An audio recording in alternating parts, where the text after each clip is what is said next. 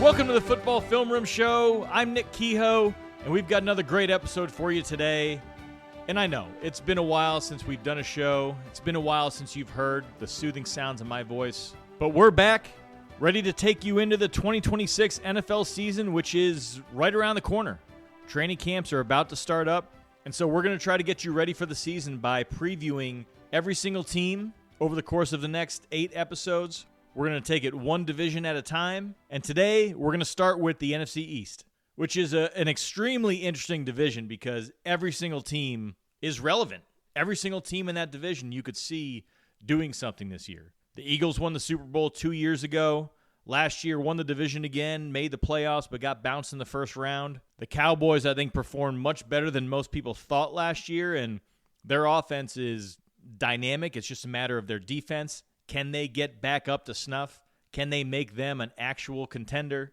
You've got the Commanders, who are just 2 years removed from an NFC Championship game appearance. Last year had a lot of injuries that pretty much knocked them out of contention early, but they've got Jaden Daniels, and whenever you've got a quarterback like that, you've got a chance every single week. And then, of course, you have the Giants. The Giants, who have been, well, pretty much the second worst franchise in all of football over the last decade since firing Tom Coughlin.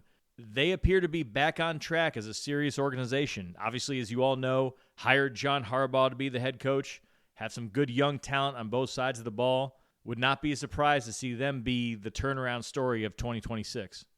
But we'll take these one at a time. We'll go in order of the division standings from last year. So we're going to start with the Philadelphia Eagles. Now, the one thing that has really defined the Jalen Hurts era in Philadelphia has been the running game. The Eagles have always had one of the best rushing attacks, even before they had Saquon Barkley, because they had a great offensive line. They had Jalen Hurts, who is a very good running quarterback. He is someone that defenses absolutely have to account for at all times. Then they added Saquon Barkley before the 2024 season, rode him all the way to the Super Bowl. But then last year, they took a big step back in the running game. And I just want to read to you this stat to illustrate how big of a step they took back. In 2024, the year the Eagles won the Super Bowl, Saquon Barkley rushed for 1,245 yards and 8 touchdowns in the second halves of games alone. 1,245 yards, 8 touchdowns in second halves of games alone. Last year, however, he rushed for just 1,140 yards and 7 touchdowns during the entire season. That includes all 4 quarters of games and 1 overtime. Barkley was not as dynamic. The Eagles' running game was not as dynamic. And I'm not sure I know exactly why. It could have been that Lane Johnson missed almost 60% of the snaps. It could have been that left guard Landon Dickerson was playing through injuries throughout the year. Maybe it was just the fact that they were coming off a season where they had 21 straight run-heavy games, and the wear and tear kind of took its toll on Barkley and the entire team. Maybe it was their play caller. I don't know, but whatever it was, their running game was nowhere near what it had been the previous several years. And that offense goes through the running game. That is not an offense that can survive when it's just you're putting the ball in Jalen Hurts' hands and allowing him to do his thing through the air. That's not how that offense functions at its best. And Jalen Hurts, as I've said many times before, I've talked about it with you here, I've written about it on footballfilmroom.com, he doesn't operate in the middle of the field very well. He doesn't see it, doesn't process quickly enough, so he likes to stay on the outside, where things are safer, near the sideline. You can keep the ball out of harm's way. He's got a strong enough arm to target receivers out there, so he's comfortable living out there. The problem is that limits your passing game when your quarterback can't operate at the intermediate level between the numbers. But it hasn't been that big of an issue because with that running game, they see a lot of single high coverage.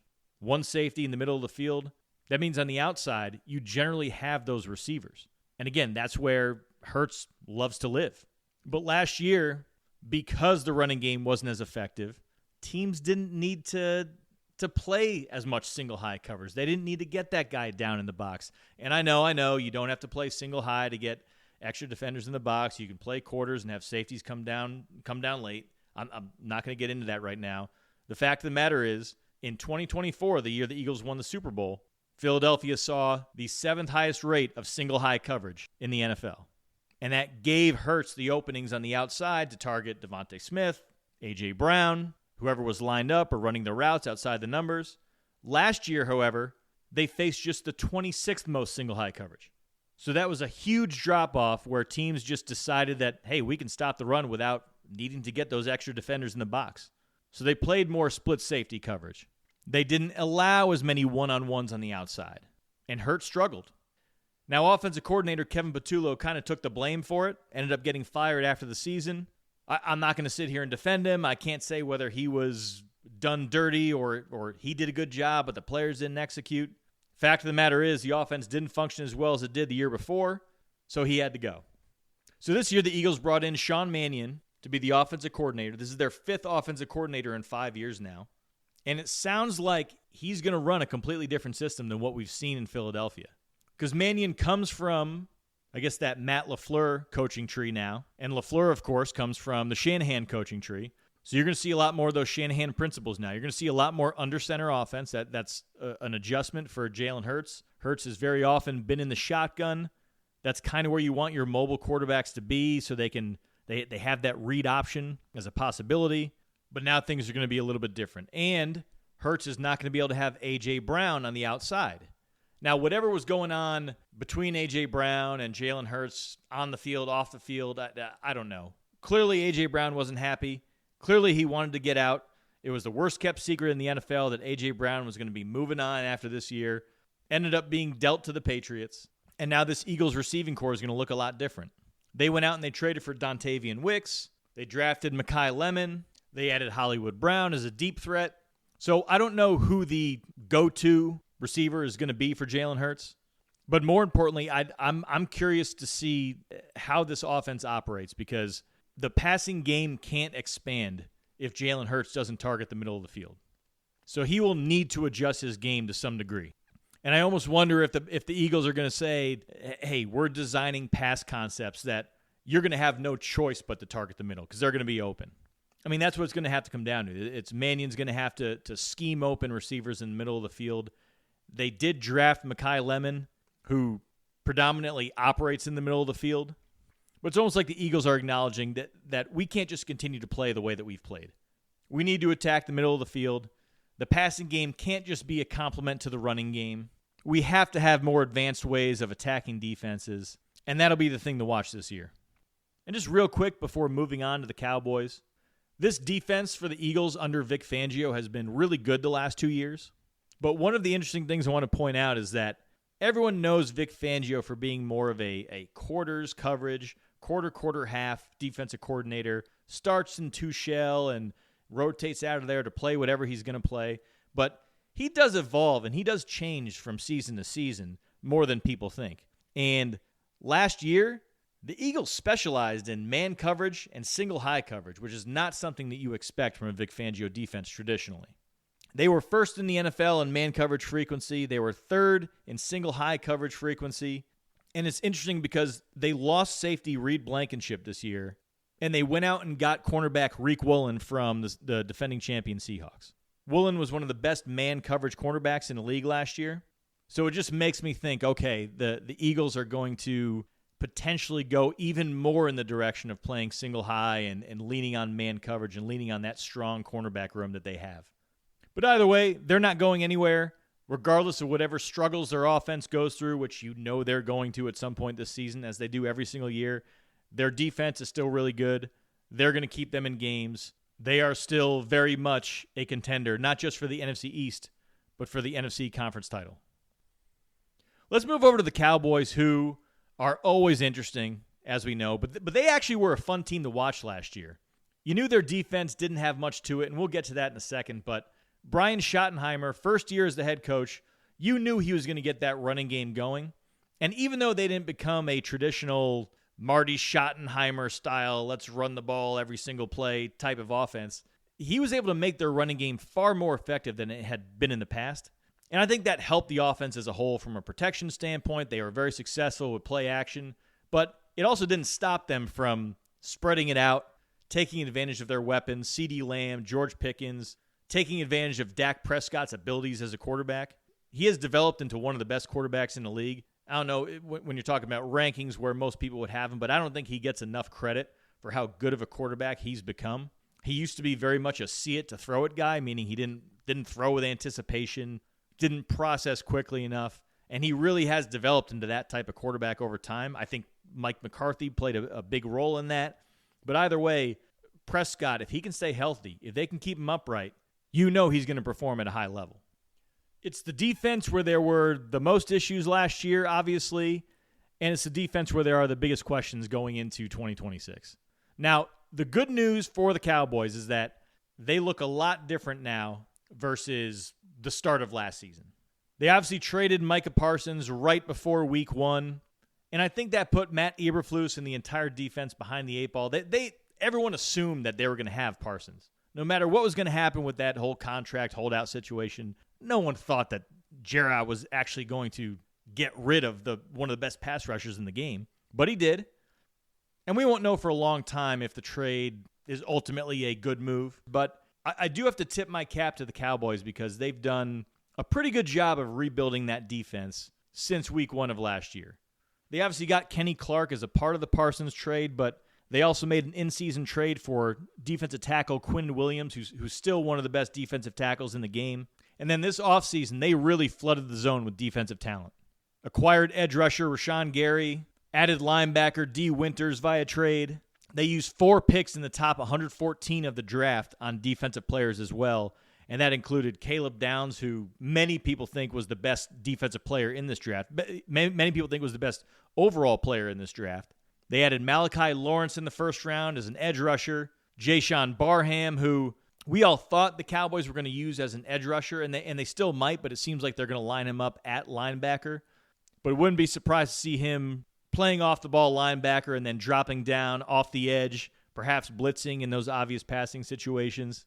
But they've added talent at all 3 levels since the start of last season when this rebuild really began. And I don't know if that means that they'll be a very good defense this year, but they won't be as bad as they were last season. Because last season they were gross to watch. It was a tough watch. Ranked dead last in points allowed, 30th in yards allowed, 31st in yards per play. There was really nothing they did well on defense. I guess you could say, strangely enough, they were good at getting pressure on the quarterback. According to Pro Football Reference, they actually led the NFL in pressure percentage. They just couldn't get the quarterback to the ground. Finished 22nd in sacks, 25th in sack percentage. And, that's going to happen when you get rid of a guy like Micah Parsons and don't really have a lot of good options to replace him immediately. But that filtered into everything else they did on defense. It prevented them from getting off the field on third down. They were dead last in the league in third down defense. They couldn't generate any takeaways. We're 30th in the league in that department. Their run defense certainly wasn't a saving grace, as it really hasn't been over the last several years. They were 23rd in rushing defense, 28th in 10-plus yard runs allowed. Like I said, there was not a whole lot that this team did well. And the biggest reason was they just didn't have the talent to do it. But now I think they do, and look, they've got a brand new defensive coordinator in Christian Parker. He comes over from Philadelphia, so he was a part of that Vic Fangio coaching staff. I think we have to assume that he's going to run a Vic Fangio style of defense. The traditional Vic Fangio style of defense, right, with probably 2 shell, lots of quarters. Although, again, he was there for Fangio kind of making a bit of a transition this past season and playing a lot more man coverage. So maybe we'll see that. Maybe we'll see some versatility. Either way, I have to believe he will major in Fangio principles. But the 2 biggest things to watch on that side of the ball to me are, one, that pass rush. Will it be enough? You have to be able to get to the quarterback with a 4-man rush. That's sort of a prerequisite for running a lot of those split safety, 2 high coverages that we see around the NFL now. Certainly what we'll see from a Fangio disciple. And I think they're improved, but the thing to watch will be how much are they improved. Because Rashawn Gary, he's still a question. Malachi Lawrence, he's a rookie. Certainly has a lot to learn. Those 2 guys coming off the edge could be good, could be bad. I think we're still in a bit of an unknown. I'm encouraged by what they have inside with Quinn Williams and Kenny Clark, but that will obviously play a huge role in how this defense performs. On top of that, the other thing I want to watch is Caleb Downs. How are they going to use him? Are they going to play a lot of that big nickel like you saw with the Seahawks and Mike McDonald last year and rookie Nicky Manwari, safety, playing in the slot, sometimes blitzing, contributing in the run, contributing in coverage? Caleb Downs, he's built a little bit differently than Manwari is, but can be a similar style of player, can be a similar type of player, even though he's not exactly the same. He's versatile. He can do it all. And I want to see a player like that deployed all over the place. So I hope Parker does that. Because that's one way you could see this defense turning around really quickly, is having a player like Downs be that wild card, be that joker that kind of does everything for them and gives them the ability to be flexible and versatile versus each opponent each week. But the bottom line is, with that offense, if Dak Prescott can remain healthy and that offense can perform the way they did last year, somewhere close to it, if they can perform like they did and that defense isn't completely atrocious, the Cowboys can absolutely make some hay in the NFC East and in the NFC. All right, moving on to the Commanders. And, man, 2025 was just a frustrating year. I'm not a Commanders fan, but I wanted to see Jaden Daniels build off of that sensational rookie season. He's a really fun quarterback to watch, and he's fun not just because he's explosive and can make plays with his legs. He's really advanced in the way he plays the position. And I made this comment coming out of college that he was basically Lamar Jackson, just far more advanced as a quarterback. And while their running style is different, their levels of explosiveness is different, the sort of the way they run is different, they both can have the same type of impact with their legs.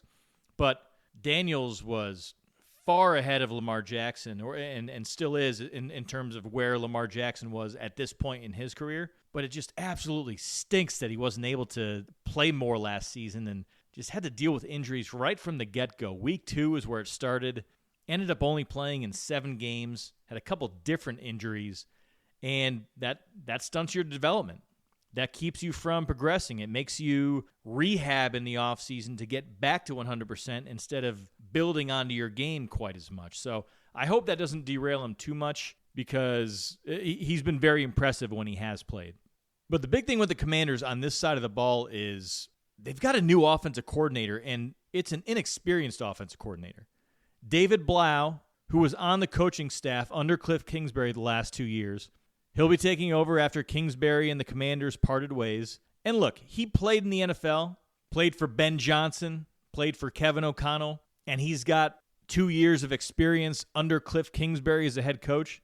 Those are 3 of the coaches in terms of offensive systems that are kind of at the tip of the spear in terms of offensive concepts and play calling, etc. So he's got a lot of good people that he's worked for and learned from. So I have no question about his football knowledge. It's just he's never called a game before. Now, the thing he has working for him is that he played quarterback, so he can see the game through the quarterback's eyes, but that's quite the risk to go to a guy who has no offensive coordinator experience, has no play calling experience for a year that is a pretty important one for the Commanders franchise. This year might determine if Dan Quinn continues to be the head coach moving forward. This year will play a role in the trajectory of Jaden Daniels' career. You don't want to have 2 straight years of a combination of, I guess, injuries and nothingness after a great first season. So it's really going to be interesting to see how this all plays out. And regardless of whatever system he puts in place, regardless of how well he tailors it to the personnel that he has, if he can't keep Jaden Daniels safe, if he can't keep him healthy and on the field, it's going to change a lot of things for him. It's going to change a lot of things for this offense and the future of this team, really, because that's really the most important thing with the Commanders. Jaden Daniels, as he goes, this team is going to go. But Jaden Daniels, he has to remain healthy. Now, I don't know exactly how they're going to do that. They've made some moves in the last year or so to draft offensive linemen, to trade for Laramie Tunsil, because they're taking that part of this seriously. But I do wonder how much of the offensive scheme is going to be more about protecting Jaden Daniels, keeping him from running quite as much so that he's not taking as many hits, because David Blau has said this offseason that he wants to do more from under center. And that's perfectly fine, but when you've got a quarterback like Jaden Daniels, his running ability is one of the things that makes him special, and those types of quarterbacks you want to have in shotgun a fair amount, just so you have that read option element. Even if he's not going to keep it, you want to be able to hold defenders and open things up in the running game.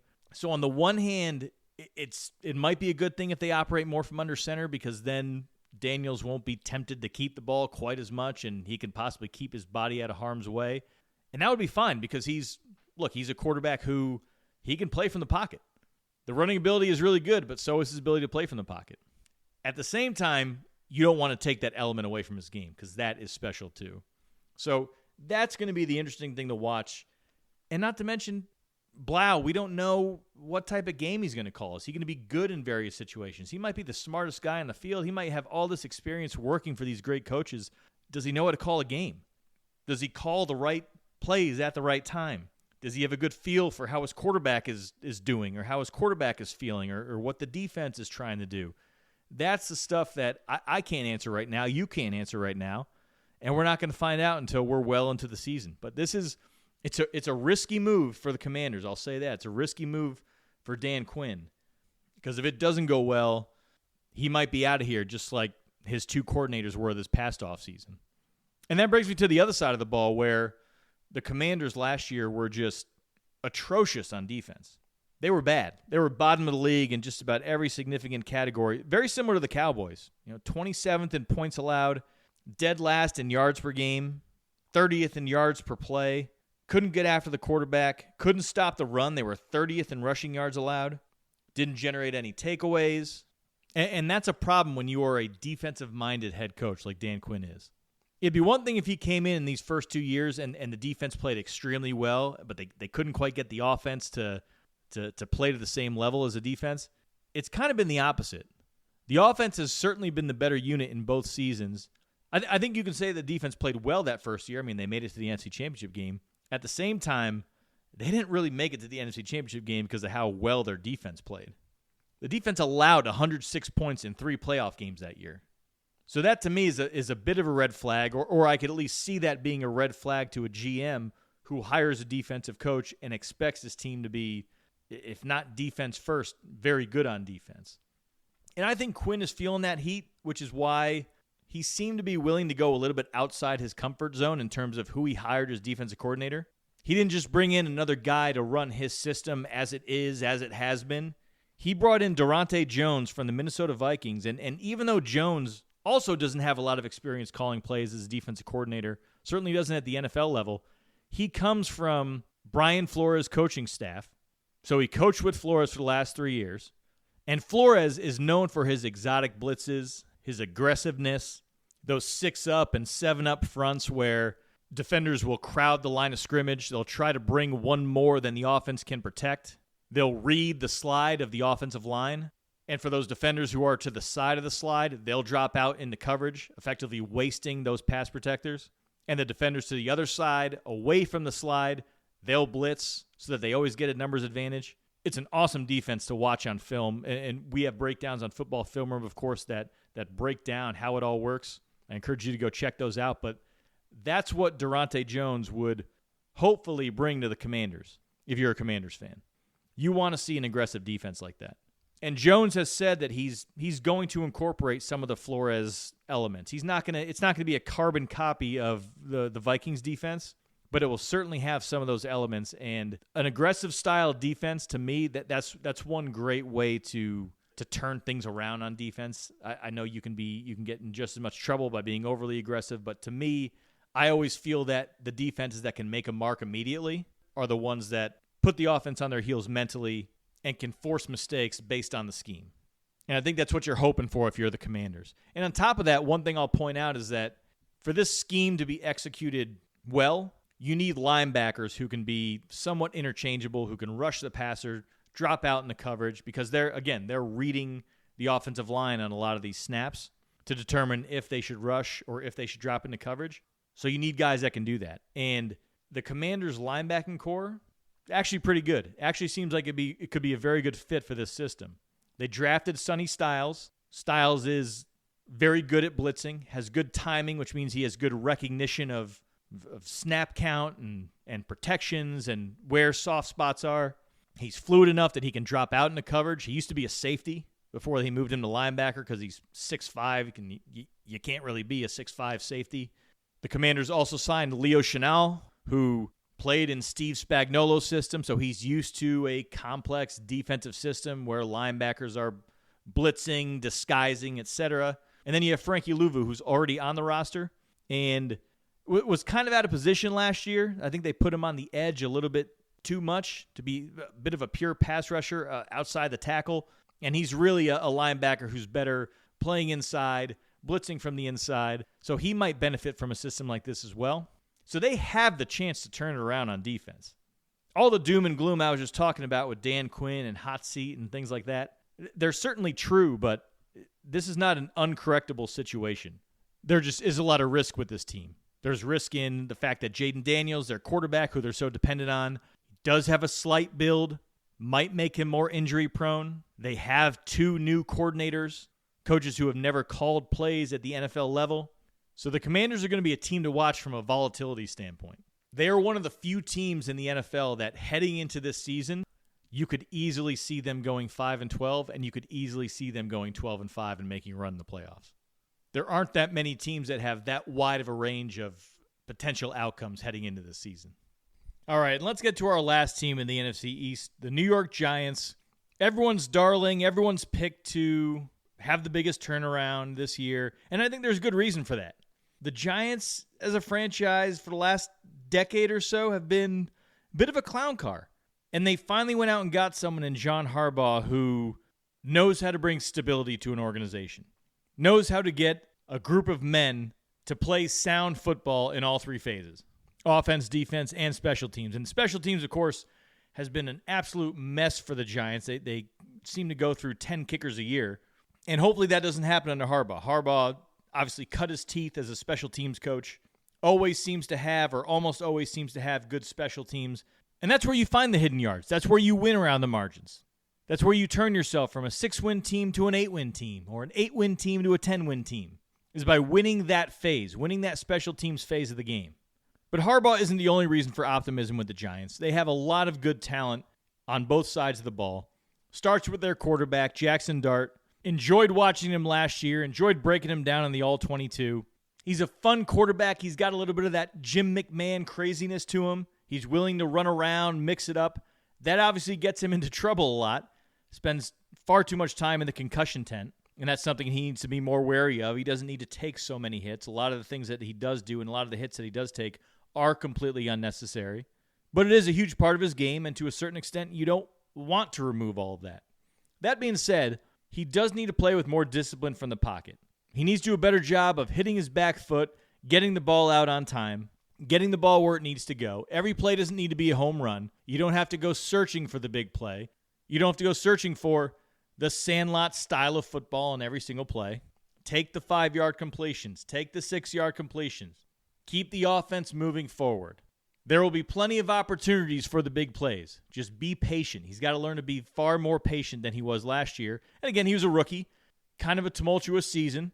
He missed some time. Head coach got fired. Lost his number 1 wide receiver, Malik Neighbors, during his first start. But despite all that, he played really well. And I think that's why you're encouraged about Jackson Dart, is because despite the situation, he looked like a guy that belongs. But what I've been saying all offseason about him is that for everything he does well, he still needs improvement in that area. And it's because of that, and it's because of that lack of refinement to his game, that he has the potential to go in 2 completely different directions. He has a chance to become a star in this league, or he has a chance of allowing those bad habits to engulf his entire game and become a completely inconsistent quarterback. So his development in this year, he has to learn a little bit more how to play the position the right way. And I think the Giants bringing in Matt Nagy was a little bit a part of that. Nagy has experience with Patrick Mahomes. He was there for his rookie year in Kansas City, was apparently instrumental in drafting Mahomes. But even though Mahomes and Dart are different players, they kind of have a similar style to them in terms of, especially when Mahomes was young, just looking to break the pocket, looking for a reason to get outside the pocket. You don't trust what you're seeing. You don't trust the design of the play. So you're just going to go out and make something happen. And both of them are talented enough in different ways to be able to get away with that at times. But you, at a certain point, have to reel that in. You have to be able to hit your back foot, get the ball out, keep the offense on schedule. And so hopefully Nagy has the ability to show that to Jackson Dart, to show him how Patrick Mahomes evolved, to show him what he was doing during his rookie season and coach him up in the way that he needs to be coached. But here's where Dart and Mahomes deviate. I mean, there are a lot of places where those two deviate in terms of how good of quarterbacks they are. I don't want to compare them, but just in terms of their development, you're going to see much more of a running offense with Dart this year than anything Mahomes had in his career. The Giants, first off, have a lot of questions at wide receiver. Malik Neighbors, their number 1. You don't even know if he's going to be in the lineup at the start of the season. You don't know if he's going to be his normal dynamic self. Don't know if he's going to be able to last the whole season, if he's going to miss any time. And behind him, there are all sorts of questions of who's going to be number 2. Darius Slayton, Malachi Fields, Darnell Mooney, Calvin Austin. They signed a bunch of receivers, Juju Smith-Schuster, Odell Beckham Jr. We don't know who the Giants are going to have as their receiving core. So that's the first part of this. But the second part of this is, look who else the Giants signed this offseason. They went out and got Isaiah Likely and Patrick Ricard. For those of you who don't know, Patrick Ricard was a defensive lineman turned fullback. He's a 300-pound fullback that the Ravens used under John Harbaugh for multiple years as a lead blocker out of the backfield. Basically like having a 6th offensive lineman in the backfield. He can move really well for his size, and they used him to their advantage to develop one of the best running games in the league. Of course, they had Lamar Jackson. That was a big part of it too. But I love some of the stuff that they did with Patrick Ricard, and they signed him to a 2-year deal with the Giants.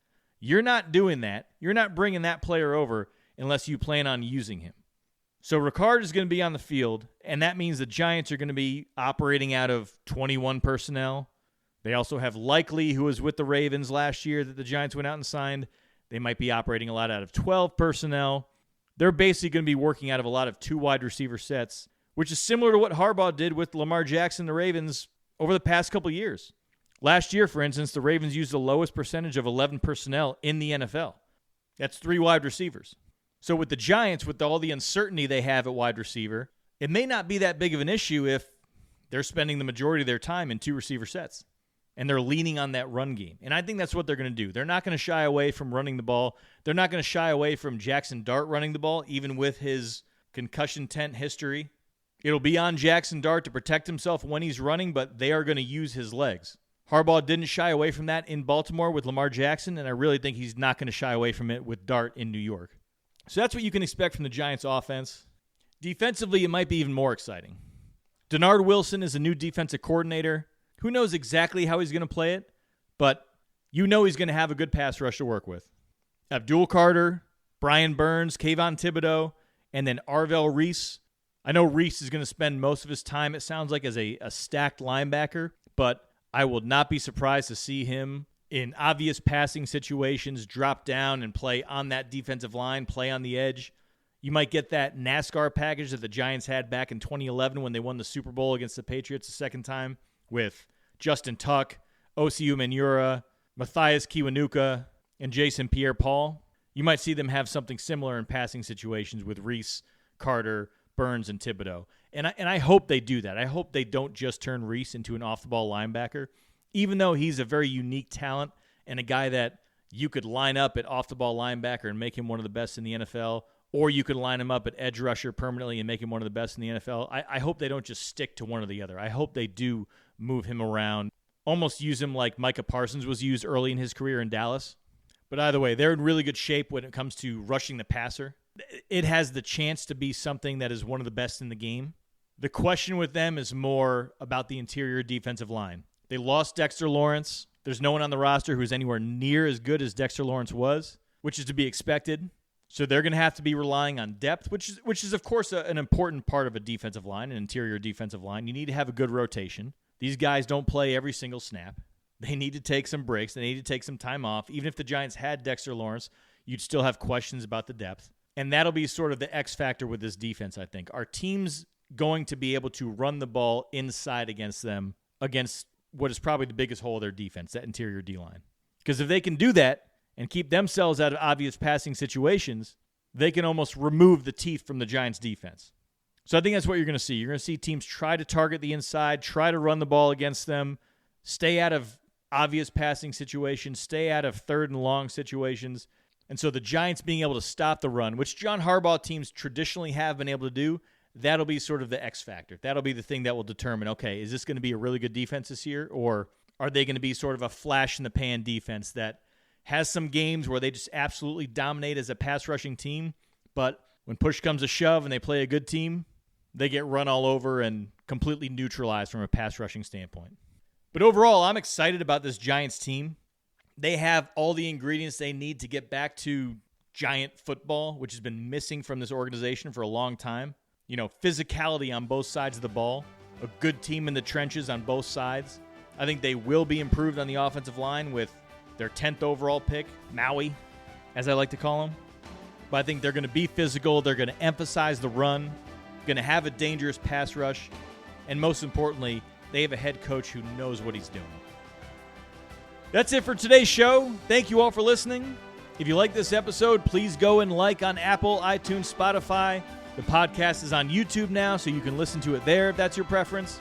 We're going to be back doing this every single week until the season starts, previewing every single team, going to go division by division. Next week is the AFC East. But I think that's everything I've got for you today, and I'll talk to you next time.